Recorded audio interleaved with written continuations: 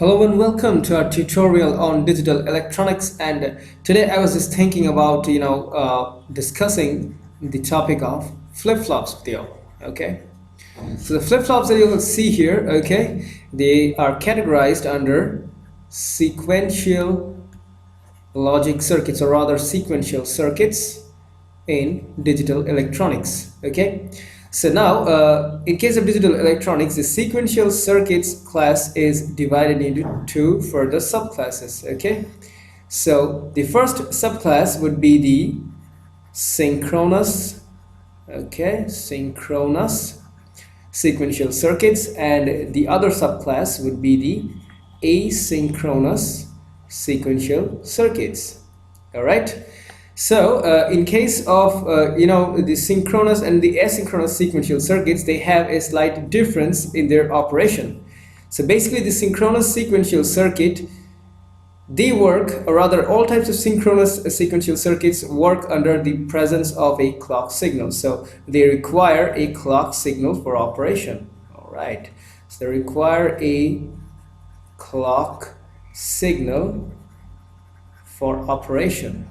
Okay, so there you go. But in case of the asynchronous sequential circuits, what happens is that they don't require any clock for operation. So definitely they don't require any clock signal for operation. Fine, a clock signal for operation. That's good. Okay. There are other, this is obviously, the basic difference between the synchronous and the asynchronous sequential circuits. Okay, so other than that, there are some petty differences as well. Okay, the synchronous sequential circuits are, they are easier to design. Okay, so they are easier to design. Okay, and the asynchronous circuits, on the other hand, are difficult to design. Right. So what we see here basically is that the synchronous sequential circuits, since they require a clock signal for their operation, and then the change in inputs would affect the outputs change, okay, only during the period when the clock signal exists. Okay, but in case of asynchronous circuits, anytime you change the input and the output will be affected.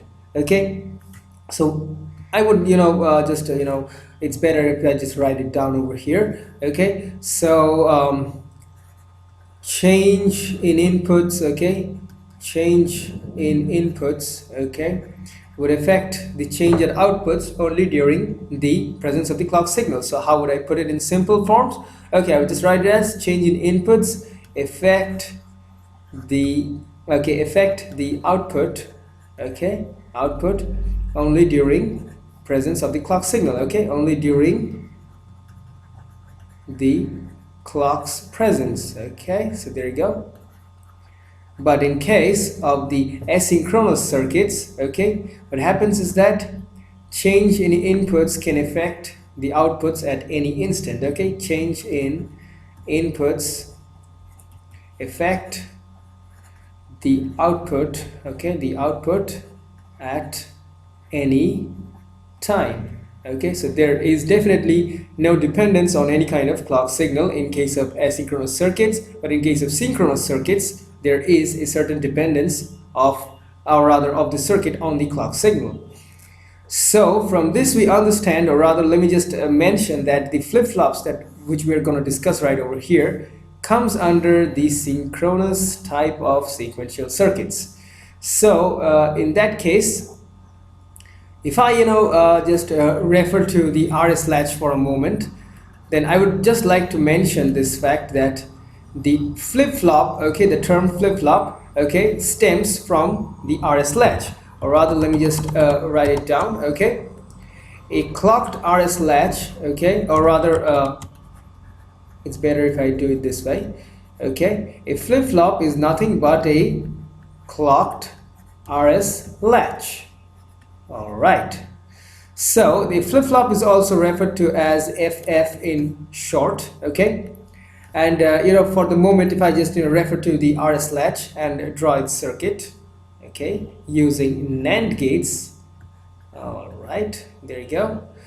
So this is basically the outputs of the RS latch. Okay, here's the Q and the Q bar outputs, and there we have our feedback paths. Okay, let me just call them, let's say, gate 1 and gate 2. And in addition to this RS latch that I've drawn here, there are two more gates applied, okay, right over here. One at the input of, or rather both at the inputs to the RS latch. Okay, so here we see that these two terminals right here used to be the inputs of the RS latch, and over there we just connect to, or rather connect the inputs of the RS latch to the outputs of these two NAND gates, okay, namely 3 and 4. Okay, so one of each of the inputs of 3 and 4 serves as our input terminal, while the other two inputs of gate 3 and 4 are interconnected with each other. So these two terminals that are being extended right over here, okay, so they represent the S and the R inputs to this flip-flop. Okay, so this flip-flop is referred to as an RS flip-flop, okay, since it has the S and the R inputs.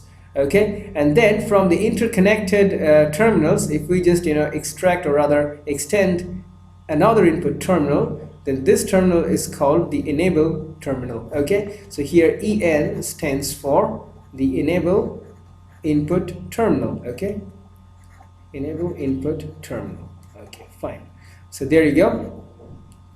So now now since this is the circuit of a flip-flop, okay, and now if I just you might be wondering as to how this thing operates. Okay, so for that reason I will just show you the truth table. Okay, if I just write down the heads S, R, Q and Q bar, okay, and if we just refer to the RS latch for the moment, then if we just apply the signal 1 0 at the S and R inputs, then we are supposed to get the Q at, or rather we are supposed to switch the output Q to the logic 1 level, and Q bar would be switched to logic 0 level. Okay, so it's worthy to mention here that Q serves here as the output of this circuit. Okay, so now coming back to a truth table, so giving a logic 1 signal input at S and a logic 0 signal input at R, the terminal, or rather the output at Q, would be switched to logic 1 level and Q0 to logic 0 level. But in case of the flip-flop, which is obviously a clocked circuit, this operation, okay, doesn't take place. Instead, there is a slight change. Okay, what's the change? I'm coming to it. Here you see that we haven't specified anything about the enable input. Okay, so if we do not apply any kind of enable input right over here, the outputs won't be affected by the change at the inputs. So if we can send the enable signal to logic 1 level, then the outputs would be affected by the change at the inputs. So now the inputs, or rather the outputs, would be sent to the desired values that we have seen in the case of the RS latch. So now the output Q would be switched to logic 1 level, and while Q0 being its complemented state would be at logic 0. So therefore we see that this enable input right over here needs to be at logic 1. Okay, so logic 1 signal is required to enable the flip-flop. So logic 1 signal to enable the flip-flop. Okay, the flip-flop. Fine, so there you go. So here, as we can see, as long as the enable is kept a 1, okay, changes at the input would continue to affect the output. All right, so here if we just for the moment or rather let me just forget the last state. Okay, so if we just give the enable signal a 0, okay, and try in changing the states again, then we shall see the output states remaining the same. But when we just change the enable input once again to logic 1 level, then the outputs would change their states. Okay, the changes in input will affect the output as long as the enable signal exists at logic 1 level. Okay, so keeping that in mind, if for the moment we focus to this particular state of the truth table, okay, sorry, excuse me, kind of a throat congestion.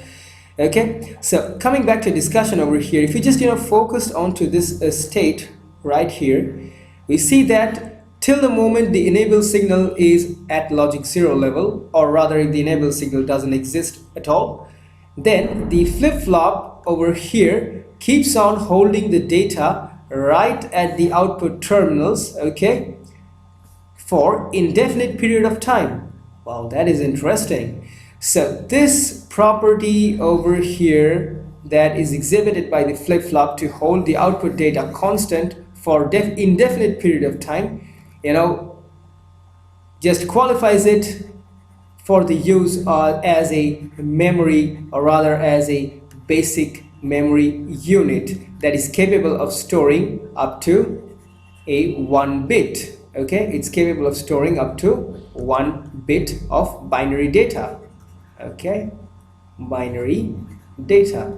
So basically our memory chips that we have available today are all made up of certain flip-flops. Okay, so now if I just complete our truth table in this case, then it would just be like, let's say if we just keep the enable signal 1 in all the cases, then for then for all the cases, then we would observe the same truth table as that of an RS flip-flop. And there would be this a state where S and R inputs are kept both at 1, where this state represents the invalid state. Okay, so this is the invalid state, all right, and should be avoided. Okay, and hence it is avoided. Okay, there you go. So now if you take a look at this truth table once more, the enable signal is logic 1, okay, whenever the changes in input affect the output. Okay, so now we can also use a pulse in case of the enable signal. Okay, so now whenever we use a pulse in case of the enable signal, then the enable signal would be called a clock signal. Okay, so what happens is that the enable signal could remain at the logic 1 level for indefinite period of time, or rather it just depends on our desire as to how much time we want to maintain the enable signal at logic 1 level. So if instead of holding the, or rather just connecting the enable signal to logic 1 state for indefinite period of time, if we just do something like this, that we just apply a pulse, then the upper state, okay, the upper edge of the pulse right here represents the logic 1 level, okay, and this lower level represents the logic 0 level. So in this case we see that where logic 1 stands for 2 to 5 volts range and logic 0 for from 0 to 0.7 volts. Okay, so here we see that if we just apply a pulse of time period, let's say t seconds, then for as long as the pulse remains in its logic 1 state, the changes in the inputs would affect the outputs. Okay, and then when the signal, or rather the pulse, comes down to the logic 0 level, then the outputs would be immune to changes in the input. Okay, so this enable signal is also referred to as the clock signal in case of flip-flop operation. Okay, and you'll find it as a very common use, okay, in all sorts of textbooks on digital electronics. And now since here our circuit of the flip-flop, as you can see right over here, works in the logic, or rather is enabled at logic 1 level, so therefore this flip-flop is referred to as a logic 1 level triggered flip-flop. Okay, logic 1 level triggered flip-flop. Okay, and if it were triggered at let's say logic 0, then it would be known as a logic 0 level triggered flip-flop. Okay, so having said that, I'll give you the logic diagram of the flip-flop. Okay, so if this is a flip-flop, the logic, or rather a block diagram of the flip-flop right over here, then this would serve as the S and R inputs. Okay, so here you would have the Q and Q bar inputs. Okay, and here would be our enable input. Okay, and if it's enabled at logic 1 level, then we would have the enable input looking somewhat this way, and if our flip-flop is enabled at a logic 0 level, then it would look somewhat the other way around, that I'm just going to show you in a very short while. Then the enable input would look something like this. okay, we will have a bubble over here representing a NOT gate. Okay, so basically if our flip-flop is something of this type, then basically this circuit of the flip-flop, okay, gets modified as we would get a NOT gate right over here, and at this instant this very flip-flop would be known as a logic 0 level triggered flip-flop. Okay, so there you go. Okay, all right, that sums it up. So basically here we have our the logic diagrams of both the types of flip-flops that are possible and are common in use today. Okay, and basically having said that, we just come to the end of our tutorial on flip-flops, okay, giving you a brief introduction about how they work and what are they made of. Okay, don't forget to watch our next tutorials, okay, where the advanced applications of the flip-flops are brought about. Okay, so till then, it's just goodbye for now, and thank you.